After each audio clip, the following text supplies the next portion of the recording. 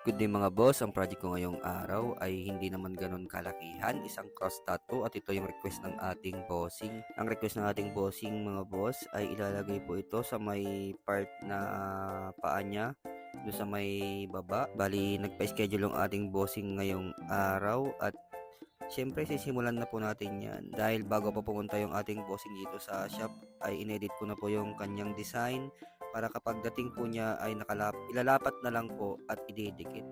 So dito mga boss ay dinidikit ko na po yung stencil. Bali dito po namin napag-usapan na ilagay at dito daw po talaga niya gustong ipalagay. Bali itong client natin mga boss ay nagpa-advance booking po. Bali para sigurado po yung kanyang booking ay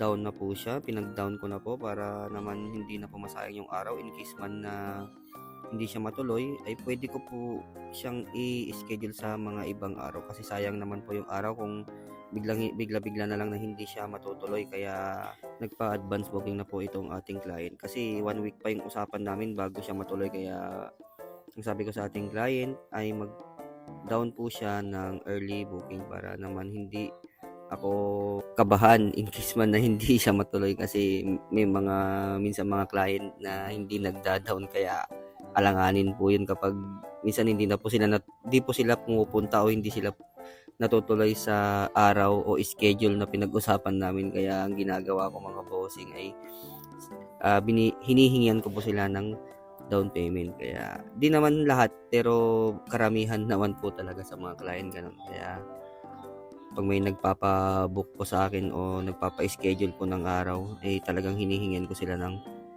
advance payment para talagang matuloy po sila sa schedule nila. Kasi alam nilang nakapag-down sila kaya talagang matutuloy ang mga yan mga Bali boss. Dito mga boss ay gumamit ako ng 7RL na lining.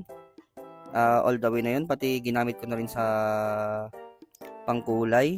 At dun sa mga medyo mas makakapal na pwedeng kulayan dyan mga boss ay gumamit naman ako ng 9RS. Ay, sorry, gumamit pala ako ng 14RS. 14RS pala yung ginamit ko sa medyo makakapal na pwedeng kulayan dyan mga boss.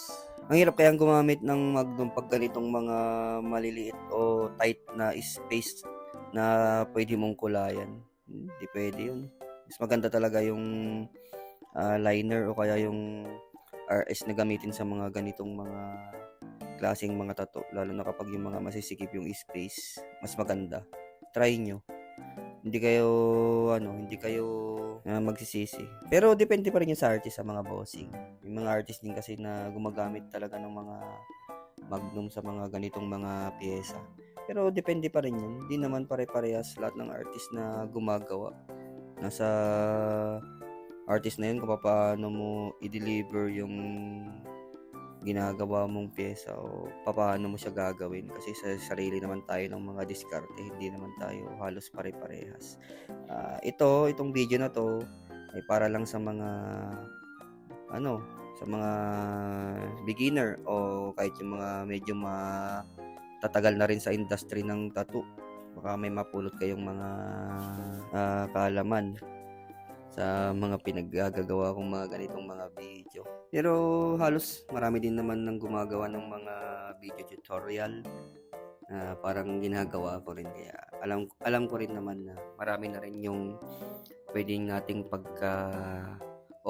pagkuhaan ng mga idea.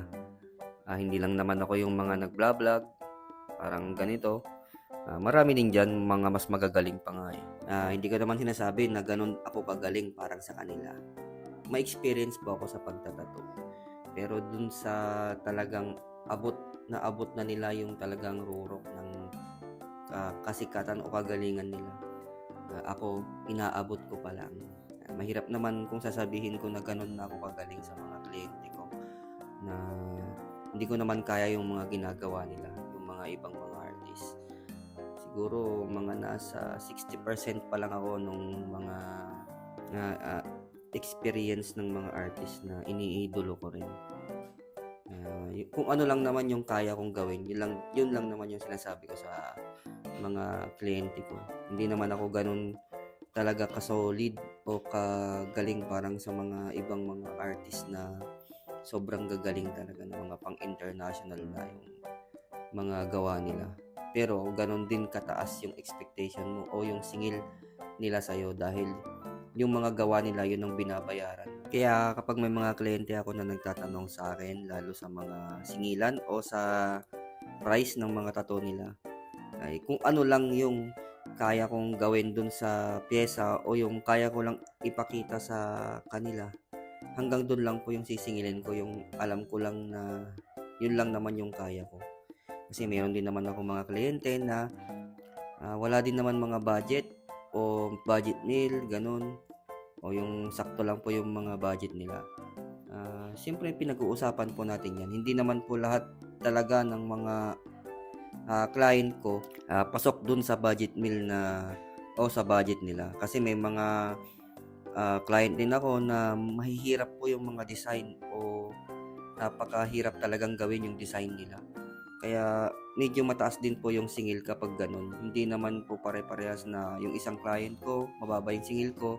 Kasi madali lang naman po yung pinapagawa nila. Yung isa naman mahirap. Bakit mahal sa akin? Ba't sa kanya mura lang? Kasi mahirap po yung design na ibinigay nyo sa akin. Tsaka oras din po talaga yung gagawin ko o i-google ko sa design ninyo. So ito na po pala yung PT's product mga boss. A total of 2 hours yan. 2 hours ko pong ginawa yung tattoo ng ating bossing. Kasi medyo mahirap pong magkulay lalo na liner at RS lang po yung ginagamit ko. So ito na po yung ating bossing. Umalis na po siya. May pupuntahan pa po. Yun, sa mga gusto magpatato mga boss, ay message nyo naman po sa aking Facebook page. Huwag niyo pong kalimutan na i-follow, i-like at i-share ang aking mga video. Salamat!